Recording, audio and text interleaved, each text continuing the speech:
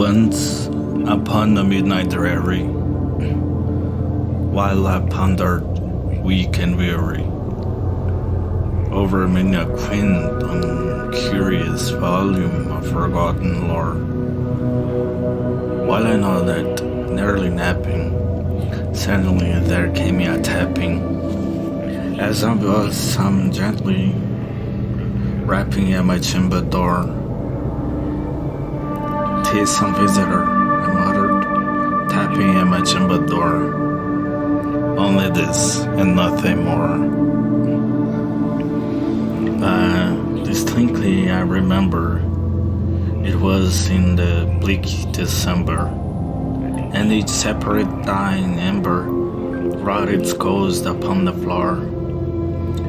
Eagerly I wished the morrow, vainly I had sought to borrow from my books sources of sorrow for the lost Lenore, for the rare radiant maiden whom the angels name Lenore, nameless here forevermore. And the silken, sad, uncertain rustling of each purple curtain thrilled me, filled me with fantastic terrors never felt before.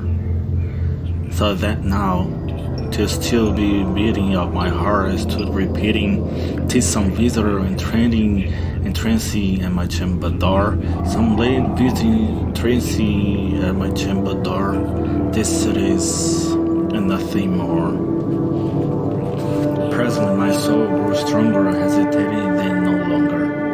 "Sir," said I, "or madam, truly your forgiveness I implore. But the fact is, I was napping, and so gently you came rapping, and so faintly you came tapping at my chamber door, that I scarce was sure I heard you. Here I opened wide the door, darkness there, and nothing more. Deep into that darkness peering, long I stood there, wondering, fearing, doubting, dreaming dreams no mortal ever dared to dream before. But the silence was unbroken, and the stillness gave no token, and the only word that I spoken was the whispered word, Lenore.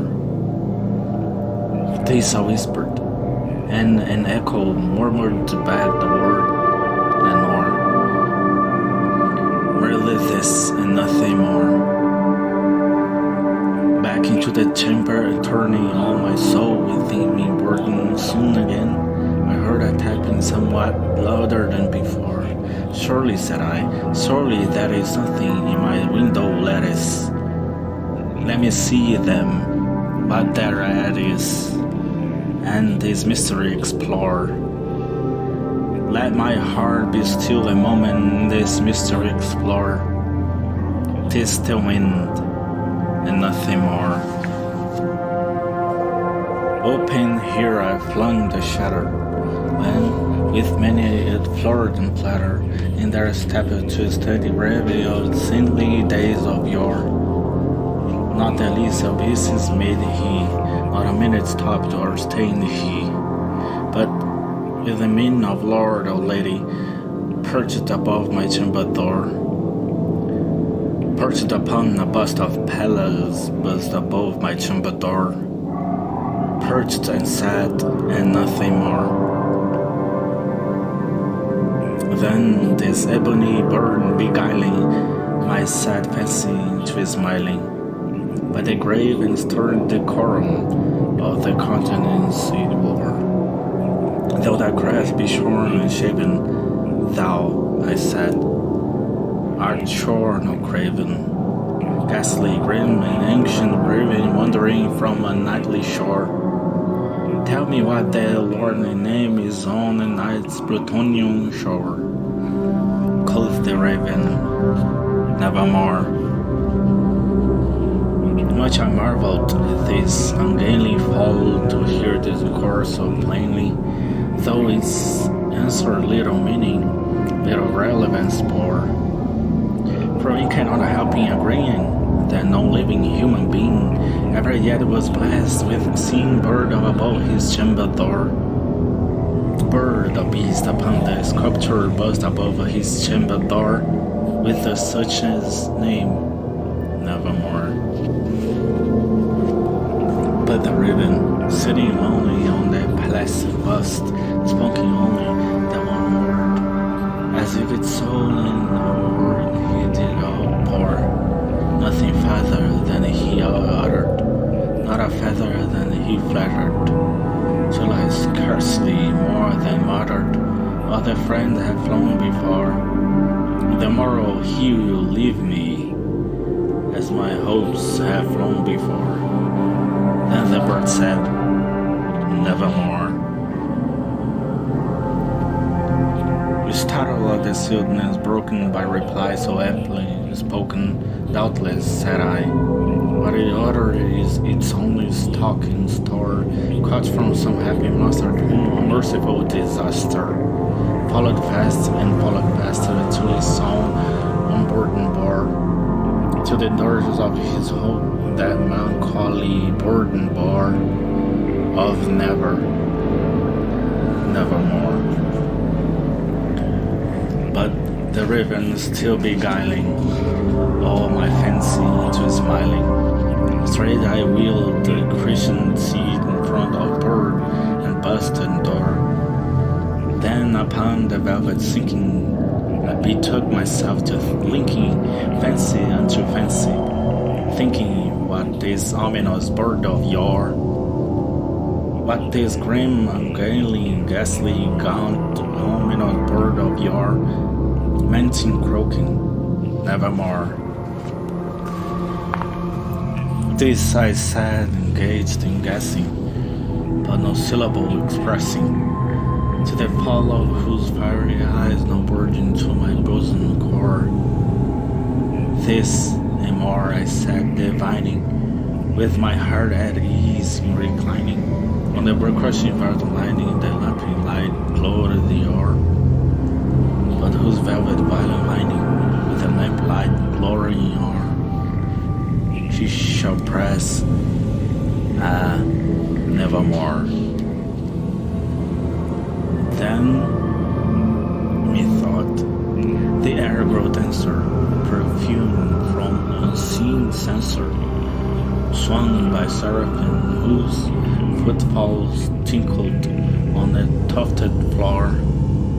Wretch, I cried, thy God hath lengthy, by the angels he hath lengthy, respite and the pent from thy memories of Lenore.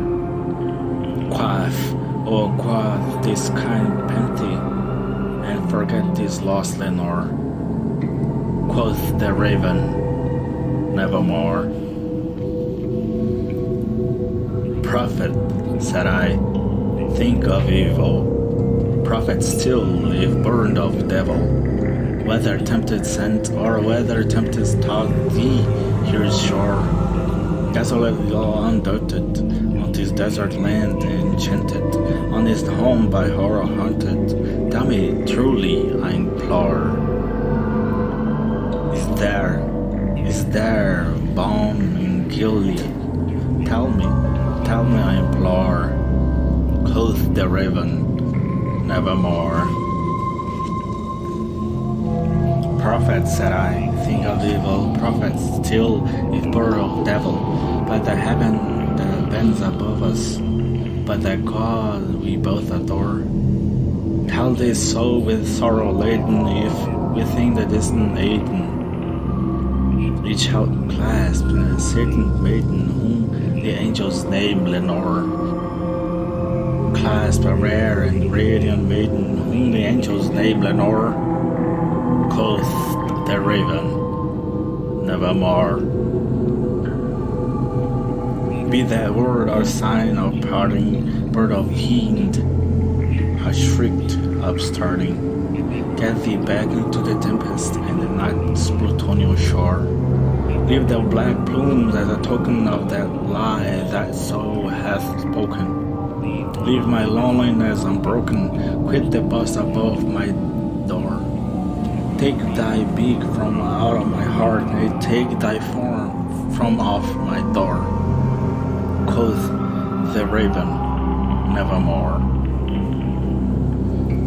And the raven, never fleeting, still is sitting on a pallid bust of Pallas, just above my chamber door.